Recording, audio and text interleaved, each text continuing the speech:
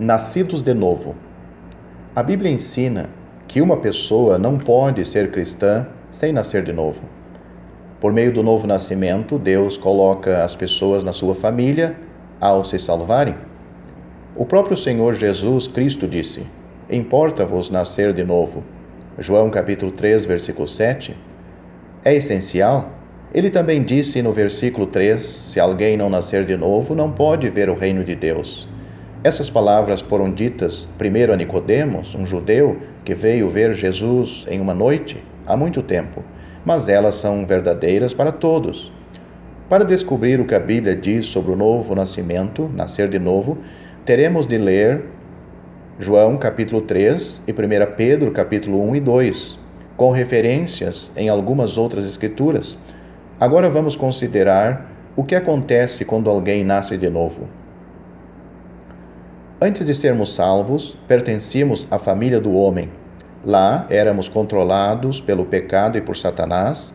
Éramos criaturas pecadoras e caídas que não poderíamos melhorar a si mesmas, não importa o quanto quiséssemos ou tentássemos. Isso é o que o Senhor Jesus quis dizer quando disse: "O que é nascido da carne é carne." João capítulo 3, versículo 6.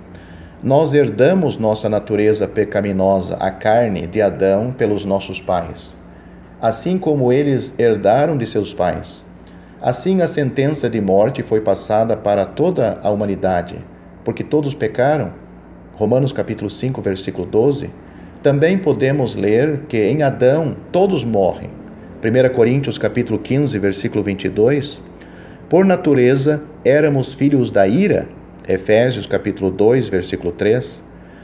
A forma de Deus lidar com o problema do nosso pecado não era tentar melhorar a nós, mas nos dar um tipo de vida totalmente novo. Essa nova vida é espiritual e vem de Deus, não do homem. É a vida eterna, iniciada na terra, mas trazida a nós do céu e preparando-nos para lá. É a vida de Deus, pois somos levados à família de Deus, tornamo-nos filhos de Deus mediante a fé em Cristo Jesus. Gálatas capítulo 3, versículo 26.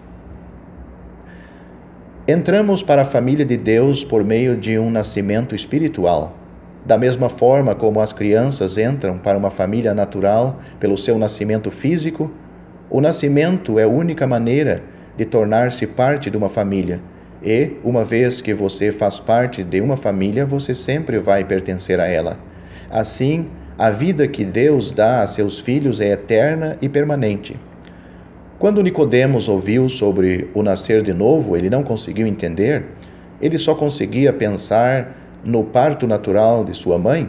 Mas Jesus mostrou-lhe que para ser salvo e entrar no reino de Deus, uma experiência espiritual era necessário, não uma natural. O novo nascimento nos torna uma nova criatura. 2 Coríntios capítulo 5, versículo 17. Nós somos feituras de Deus. Efésios capítulo 2, versículo 10. Um novo homem é gerado à imagem de Deus. Efésios capítulo 4, versículo 24. E Colossenses capítulo 3, versículo 10. Quando somos salvos, uma nova vida nos é dada. Mas nosso antigo eu não é removido de nós. Assim, o Filho de Deus, nascido de novo, tem o que chamamos de duas naturezas, uma velha, de Adão, e uma nova, de Deus. Essas são, muitas vezes, chamadas de a carne, a antiga, e o espírito, a nova. Muitas vezes, há uma luta entre essas duas naturezas no crente. Os antigos desejos pecaminosos que permanecem dentro de nós puxam-nos para um lado, agradar a nós mesmos. O Espírito Santo que está em nós puxa-nos para o outro lado, agradar a Deus. Podemos ler sobre esta luta em Romanos capítulo 6 e capítulo 7.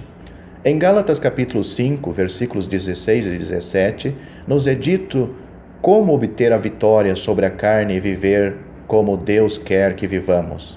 Andai no Espírito e jamais satisfareis a concupiscência ou o desejo da carne. Aqueles que nascem de novo receberam a vida de Deus pela obra do Espírito Santo, que vem habitar neles assim que são salvos. Então, eles são nascidos do Espírito, disse Jesus em João capítulo 13, versículo 8. O Espírito é o que vivifica. João capítulo 6, versículo 63, 2 Coríntios capítulo 3, versículo 6. Também podemos ler que ele nos salvou mediante o lavar regenerador e renovador do Espírito Santo. Tito capítulo 3, versículo 5. O Espírito Santo trabalha em segredo e em silêncio para dar a vida eterna àqueles que nascem de novo. A obra do Espírito Santo é como o vento, disse Jesus.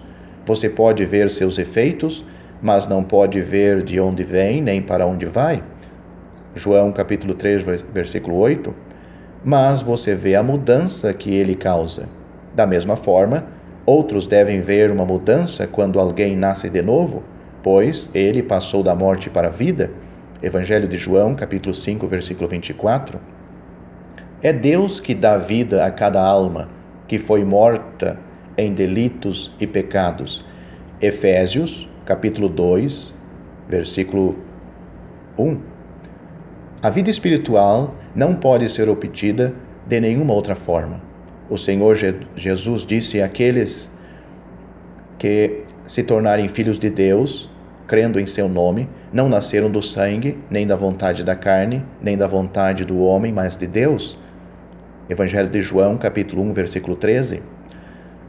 Isso significa que não pode ser passada de um pai para um filho dentro da família humana. Os pais cristãos não podem transmitir a sua salvação a seus filhos. Eles querem que eles sejam salvos e devem sinceramente orar por eles, mas cada filho tem de crer por conta própria. Cada um deve nascer de novo, nascer de Deus pela obra do seu Espírito. No Evangelho de João, capítulo 3, versículo 5, Jesus falou de uma pessoa que nasce da água e do Espírito. Já vimos como a obra do Espírito Santo é essencial para o novo nascimento, mas o que significa nascer da água? Primeiramente, parece que isto não tem nada a ver com o batismo na água. Quando os crentes são batizados em água, é para mostrar aos outros que eles já possuem a vida eterna e não para que eles a possam receber. Para entender o que a água significa aqui, temos de pensar no que isso significava para Nicodemos, a quem isto foi falado pela primeira vez. Como judeu religioso, ele lembraria que, por vezes, no Antigo Testamento, a água era um símbolo da palavra de Deus. Por exemplo, o seu poder de limpar é descrito no Salmo 119, e versículo 9, e no Salmo capítulo 52, versículos 2 e 7. Água também é frequentemente referenciado no Novo Testamento desta forma. Por exemplo, Efésios capítulo 5, versículo 26, descreve a lavagem da água pela palavra. E em João capítulo 15, versículo 3, o Senhor Jesus diz: vós já estáis limpos pela palavra que vos tenho falado. Quando lemos sobre o novo nascimento mais tarde, no Novo Testamento, vemos que a palavra de Deus definitivamente está envolvida. 1 Pedro, capítulo 1 e 23, diz: pois fostes regenerado, não de semente corruptível, mas da incorruptível, mediante a palavra de Deus, a qual vive e permanece para sempre. Tiago, capítulo 1, versículo 18, diz: segundo o seu querer, ele nos gerou pela palavra da verdade. Portanto, uma pessoa nasce de novo quando ela aceita e crê na palavra de Deus. Essa semente viva se enraiza em sua alma e uma nova vida se inicia pela obra do Espírito Santo. O Espírito trabalha na palavra para produzir vida. Sem a palavra, não haveria nada para que o Espírito trabalhasse. É por isso que o mandamento para aqueles que tornam o Evangelho conhecido é o seguinte: prega a palavra. 2 Timóteo capítulo 4, versículo 2. A fé vem pela pregação e a pregação pela palavra de Cristo. Romanos capítulo 10, versículo 17. A água da palavra de Deus deve ser aplicada ao coração e à consciência para trazer convicção do pecado e da culpa. O Espírito Santo pode, então, levar ao arrependimento. A palavra fala do poder de Cristo para salvar e o Espírito nos leva à fé nele. Ambos, o Espírito e a palavra, apontam para Cristo como Salvador. Não são cerimônias, sacramentos, orações ou penitências que salvam. É a fé exclusivamente em Cristo. A fé que se baseia na verdade da palavra de Deus, concretizada pelo Espírito Santo. O testemunho das Escrituras é o seguinte: pois todos vós sois filhos de Deus mediante a fé em Cristo Jesus. Gálatas capítulo 3, versículo 26. Todo aquele que crê que Jesus é o Cristo é nascido de Deus. 1 João capítulo 5, versículo 1. Para que todo aquele que nele crê tenha a vida eterna. Evangelho de João capítulo 3, versículo 15. A fé recebe o testemunho da palavra de Deus. A fé olha para Cristo e confia somente nele. Não olha para dentro à procura de evidências ou sentimentos. Não olha para fora à procura de sinais ou milagres. O milagre do novo nascimento acontece dentro daqueles que recebem a vida eterna pela fé. Nascidos de Deus, nascidos do Espírito Santo, nascidos da palavra de Deus. O crente não é reformado por fora, mas uma nova vida com uma nova natureza é colocada dentro de seu corpo mortal. Essa nova natureza começa agora a tornar evidente pelas ações e pelas atitudes do crente. Outras pessoas vão começar a ver isso. Nisto são manifestos os filhos de Deus, 1 João capítulo 3, versículo 10. Todo aquele que é nascido de Deus não vive na prática do pecado, isto é, não pratica o pecado como um hábito. 1 João capítulo 3, versículo 9. Os membros de nossos corpos, uma vez servos do pecado, são agora controlados pela nova vida. Eles agora são oferecidos a Deus como instrumentos de justiça, como a promessa do fruto para a santificação. Romanos capítulo 6, versículos 13 e 22. É necessário que um crente seja capaz de dar o dia e a data de seu segundo nascimento, o novo nascimento? Na vida de todo verdadeiro filho de Deus, certamente houve um momento em que ele começou a sua vida espiritual como filho de Deus. Assim como houve um momento em que ele começou a sua vida natural como filho de seus pais. Esse foi o momento de seu segundo nascimento.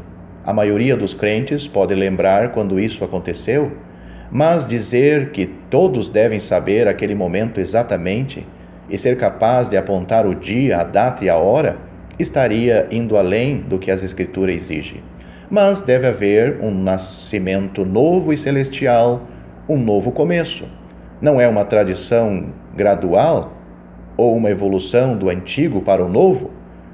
No mundo natural e no mundo espiritual, o que vemos é a criação, não evolução. A evolução é uma teoria dos homens, a criação é a obra de Deus. É correto falar sobre um crente nascido de novo? Se alguém é um cristão, este nasceu de novo. E se ele não nasceu de novo, então não é um cristão no sentido bíblico da palavra. Não é necessário utilizar ambos os termos juntos? Seria como falar de um homem masculino? Os discípulos do Senhor Jesus foram chamados de cristãos pela primeira vez em Antioquia, Atos capítulo 11, versículo 26, e nenhum outro nome era necessário para descrevê-los. Infelizmente, hoje, no entanto, muitos que nunca foram salvos se chamam de cristãos. É apenas uma declaração. Devido a isto, algumas pessoas acrescentaram o termo nascido de novo para enfatizar que elas são verdadeiramente crentes em Cristo.